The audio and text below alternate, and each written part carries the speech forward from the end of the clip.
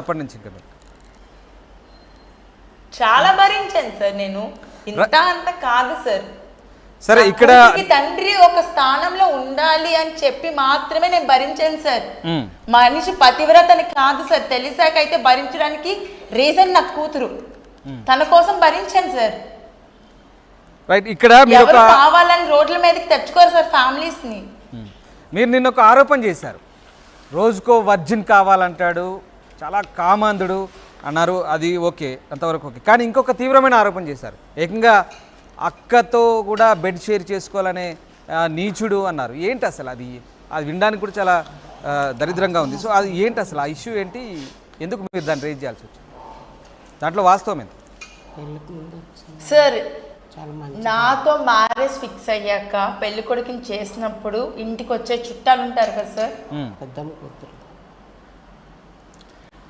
అందులో వాళ్ళ సొంత పెద్దనాన్న పెద్దమ్మ కూతురు. ఆ అమ్మాయి షీఈ్ ఆల్రెడీ మ్యారీడ్. అప్పటికే తనకి ఒక బాబు ఉన్నాడు. అయినా సరే ఆ అమ్మాయిని అడిగాడంట, నువ్వు నాతో పడుకుంటావా, నువ్వు నాకు ఇస్తావా అని అడిగాడంట. తను వెంటనే స్కోల్ చేసిందంట. పోనీ అదంతా పక్కన పెడితే వెన్ షీ వాజ్ స్లీపింగ్ తను పక్కకు వచ్చి తన మీద చేతులేసి తన్ని రాంగ్ గా హ్యాండిల్ చేయడం కూడా చేశాడంట సార్. చెప్పేస్తుంటే వద్దు అంటే మీకు ఎలా తెలిసింది? అంట అలా జరిగిందంట? నేను వెళ్ళి చూసి రాలేదు కదా సార్. నేనేం డైరెక్ట్ గా వినలేదు కదా.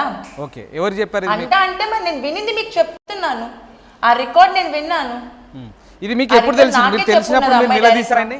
ఇలా ఇలా చేయడం ఏంటి? ఏకంగా సొంత కజిన్ ని. నేను వెంటనే మా మావయ్య గారి వాళ్ళ ఇంటికి కూడా వెళ్ళాను సార్. ఇమీడియట్ గా మా మావయ్య గారి వాళ్ళ ఇంటికి వెళ్ళాను. వెళ్ళి వాళ్ళకి రికార్డ్ వినిపించాను. ఏంటి మావయ్య గారు ఇంత చండాలం, ఏంటి సొంత అక్కతో కూడా పడుకుంటారా అనేసి. వాళ్ళ వైపు నుంచి సమాధానం వచ్చింది. వాళ్ళు లేదమ్మా లేదమ్మా అదంతా ఫాల్స్ స్టేట్మెంట్, నువ్వు నమ్మద్దు, అదంతా నమ్మద్దు అనేసి చెప్తున్నారు. కొడుకు సార్ టెర్రరిస్ట్ అయినా నా కొడుకు పతివ్రత బంగారం అని చెప్తారు సార్ తల్లిదండ్రులు. కొంతమందే ఉంటారు ఎదవని ఎదవానే చెప్తారు. ఎదవని ప్రూవ్ అయ్యాక కూడా నా కొడుకు బంగారం అని చెప్పడం కరెక్ట్ కాదు సరే. ఏ పెళ్ళని అమ్మాయి కూడా బయటకు వచ్చి నీ మొగుడు ఇలా చేసాడు అలా చేసాడని చెప్పదు సార్. ఎంతో కడుపు మంట గుండెల్లో పెట్టుకొని అన్ని సంవత్సరాలు నాకు చెప్పింది అంటే తను ఎంత నరక యాతన పడుంటే సార్ సొంత తమ్ముడు అలా అడిగినప్పటికీ. ఇప్పుడు చాలా థ్యాంక్ యూ వదినా, నువ్వు నాకు ఆ విషయం చెప్పి చాలా అంటే చాలా హెల్ప్ చేసావు. లేదంటే ఇలాంటి నీచుడు వల్ల నువ్వు చెప్పకపోతే రేపు నా కూతురు కూడా బలైపోవచ్చు. అంత కామందుడు సార్ వాడు. ఎవరికి తేడా లేవు. ఆ సిస్టర్ వర్స్ అమ్మాయి నేరుగా మీతోనే షేర్ చేసుకుందా ఆ విషయాన్ని? నాతోనే డైరెక్ట్ షేర్ చేసుకున్నారు. రైట్, అర్థమవుతుంది. ఫైన్. సరే, ఇక్కడ ఆయన పేరెంట్స్ గురించి కూడా మీరు ప్రస్తావించారు కాబట్టి వాళ్ళ గురించి మాట్లాడదాం. ఇంత జరుగుతున్నా, నక్షత్రకు తేజ మధ్యకు ఇంత జరుగుతున్నా కూడా వాళ్ళ పేరెంట్స్ పాత్ర ఏంటి అసలు? వాళ్ళు ఏమంటున్నారు? ఇప్పుడు నిన్న కూడా ఇంత పెద్ద తతంగమైంది.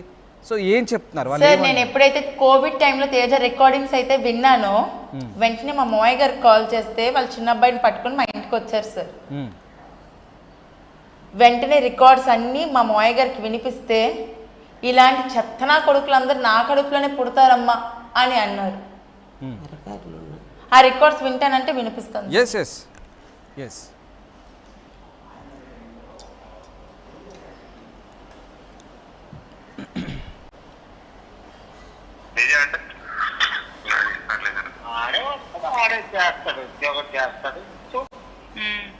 ఉండాలి. ఎవడ పిల్లన్నాడు పోషించుకోవాలి, ఎవడ కూతురున్నాడు చూసుకోవాలన్నట్టు ఉండాలి. అలాగే లేనప్పుడు మనం ఏం చేయగలం చెప్పు?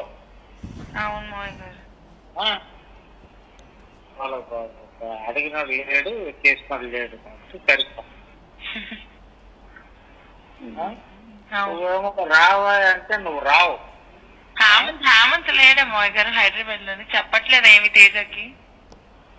అమ్మా ఆడి తండ్రి మాట్లాడి ఆడు మాట తింటాడమ్మా. ఓకే, మరి వాళ్ళ ఇంట్లోనే ఉంటున్నాడు కదా, కొంచెం మంచి చెడ్డ అని చెప్పి పంపిస్తాడేమోనని. నీకు విషయం తెలుసా? ఆడింట్లో ఆడికే పెంట పెట్టేస్తున్నాడు. వచ్చిన బాధ ఏడ్చేయమంట చెప్పు. సొంత అన్నయ్యకి సార్ చెప్తుంది. ఎందుకు ఉన్నాడు అని అనిపించాడు అన్నదమ్ముడికి. అయ్యో